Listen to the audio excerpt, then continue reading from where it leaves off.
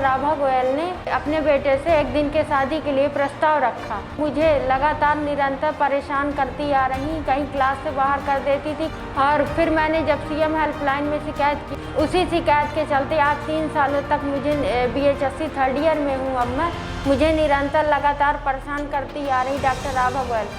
एके Pandey sir मेरे घर गए और एसिड तेजाब की भी कई गुंडों से धमकियां दिलवाई और जान से मार देने की भी धमकियां दिलवाई और बलात्कार की भी धमकियां दिलवाई कि बलात्कार तुम्हारा करा देंगे, नहीं ये शिकायत वापस ले लो।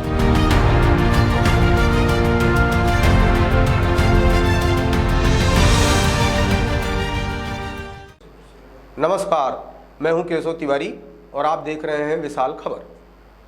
मध्य प्रदेश के मुख्यमंत्री शिवराज सिंह चौहान यानी मामा के राज में भांजिया कितनी सुरक्षित हैं, इसके आंकड़े तो भयावह हैं। मध्य प्रदेश बलात्कार के मामले में देश में सबसे अव्वल है। इसके बाद भी भांजियों की इज्जत आबरू को सुरक्षित रखने के कोई माकूल इंतजाम नहीं किए गए। आए दिन भांजियों की इज्जत का सौदा होता है या फिर भांजियों की इज्जत आबरू लूट ली जाती है या इज्जत लूटने की धमकी भी दी जाती है। जब भांजियां इस मामले की शिकायत प्रदेश के मामा यानी सीएम हेल्पलाइन में करती हैं तो उस मामले पर कोई समाधान नहीं होता, बल्कि उस छात्रा के ऊपर शिकायत वापस लेने का दबाव बनाया जाता है या फिर जान से मार देने की धमकी भी दी जाती है। देखिए ये हमारी खास रिपोर्ट।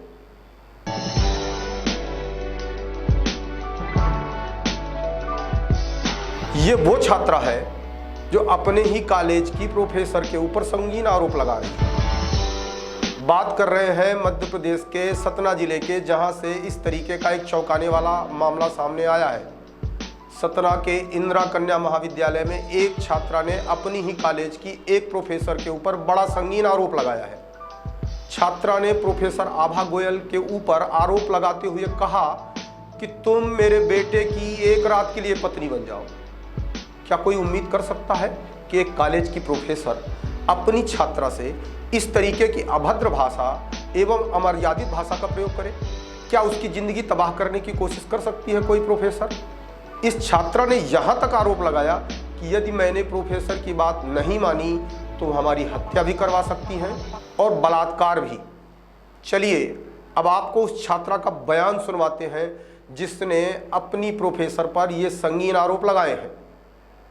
सितंबर माह में मेरे से अपने बेटे से एक दिन के शादी के लिए प्रस्ताव रखा, जिससे मैंने ना उन्हें हाँ बोला ना बोला।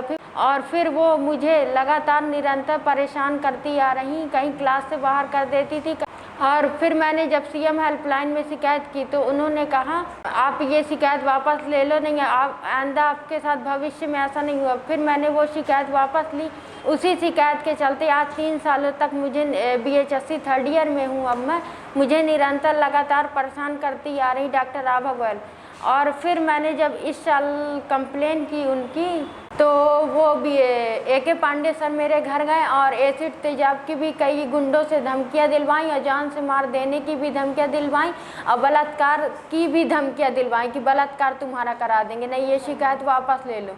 जी मैंने थाना सिटी कोतवाली में 14/4/2021 को शिकायत कराई, जिसकी अभी तक कोई भी कार्रवाई नहीं हुई है। माननीय कलेक्टर महोदय को भी दी, सीएसपी साहब को भी दी और नगर पुलिस अधीक्षक को भी दी शिकायत, तो कुछ भी अभी तक कार्रवाई नहीं हुई।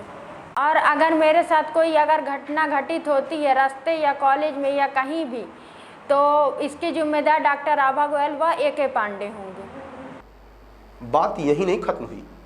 छात्रा ने यह भी आरोप लगाया कि प्रोफेसर आभा गोयल ने कई किताबें लिखी हैं, इसलिए वे सारी छात्राओं के ऊपर इस बात का दबाव डालती हैं कि तुम लोग हमारी ही किताब खरीदो। अगर कोई प्रोफेसर किताब लिखता है तो इसकी ख्वाहिश होती है, उसकी ये कोशिश होती है कि उसकी किताब अधिक से अधिक बिके। बोली कि मेरी लिखी हुई बुक ले लो और नहीं तो मैं तुम्हें सीसी या प्रैक्टिकल में फेल कर दूंगी। तो फिर मैंने उनके दबाव के कारण बुक ली। चलिए अब हम इंदिरा कन्या महाविद्यालय की प्रोफेसर आभा गोयल का बयान सुनते हैं। उन्होंने अपने ऊपर लगे ये सारे आरोप बेबुनियाद बताए। ये छात्रा बीएचएससी 3rd ईयर में है और मेरी किताब बीएचएससी 1st ईयर की है और किताब के लिए कभी भी दबाव नहीं बनाया गया है।